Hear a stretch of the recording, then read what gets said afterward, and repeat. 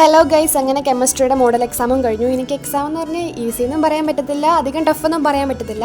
അതിൻ്റെ ഇടയ്ക്കുള്ള ലെവലായിരുന്നു. അത്യാവശ്യം കുഴപ്പമില്ലായിരുന്നു.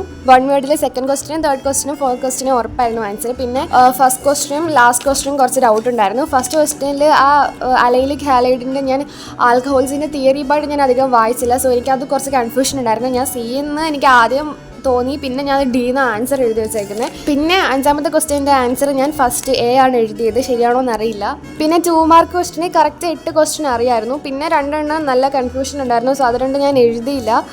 എനിക്ക് ഒന്നറിയാമെങ്കിൽ ഒന്നും അറിയത്തില്ല, അങ്ങനെ ആയിരുന്നു. അതുകൊണ്ട് അത് 2 ഞാൻ വിട്ടു. ഞാൻ ആ കറക്റ്റ് 8 ക്വസ്റ്റ്യൻ അവിടെ നിന്ന് തന്നെ എഴുതിയിട്ടുണ്ട്. അതിന് ശരിയാണോ എന്നറിയില്ല, അതിൽ എന്തെങ്കിലും മിസ്റ്റേക്ക് ഉണ്ടോ എന്ന് എനിക്കറിയില്ല. 3 മാർക്ക് ക്വസ്റ്റ്യൻസിൽ എനിക്ക് ആ തിയറി വെച്ചുള്ള ക്വസ്റ്റ്യൻസ് ഒക്കെ അറിയായിരുന്നു. പിന്നെ ന്യൂമറിക്കൽസ് കുറച്ച് കൺഫ്യൂഷൻ ഉണ്ടായിരുന്നു. പിന്നെ ലാസ്റ്റ് ഞാൻ ബയോമോളിക്യൂൾസ് ഞാൻ നോക്കിയിട്ടില്ലായിരുന്നു. സോ ലാസ്റ്റുള്ള ആ ക്വസ്റ്റ്യൻ ഞാൻ വിട്ടു. ബാക്കിയെല്ലാം ഞാൻ ചെയ്ത് വെച്ചിട്ടുണ്ട്. അത് ശരിയാണോ എന്ന് എനിക്കറിയില്ല, കാരണം എനിക്ക് എക്സാം ഹാളിൽ ഇരുന്നപ്പോഴേ എൻ്റെ മനസ്സിൽ വരുന്നത് ഞാൻ എഴുതുന്നതെല്ലാം പൊട്ടാത്തായിരുന്നു. ലാസ്റ്റ് പാർട്ടിൽ 5 ക്വസ്റ്റ്യൻസ് ഉണ്ടായിരുന്നു. അതിൽ 4 ക്വസ്റ്റ്യൻസ് എഴുതിയാൽ മതിയായിരുന്നു. എനിക്ക് അതിൽ 2 ക്വസ്റ്റ്യൻസ് നല്ലപോലെ അറിയത്തുള്ളായിരുന്നു. ബാക്കി 2 നല്ല കൺഫ്യൂഷൻ ഉണ്ടായിരുന്നു. പിന്നെ ഞാൻ അറിയാവുന്ന പോലെ എല്ലാം എഴുതി വെച്ചിട്ടുണ്ട്. ഇനി നാളെ മാത്സ് എക്സാം കഴിഞ്ഞ് കാണാം. അപ്പോൾ ബൈ.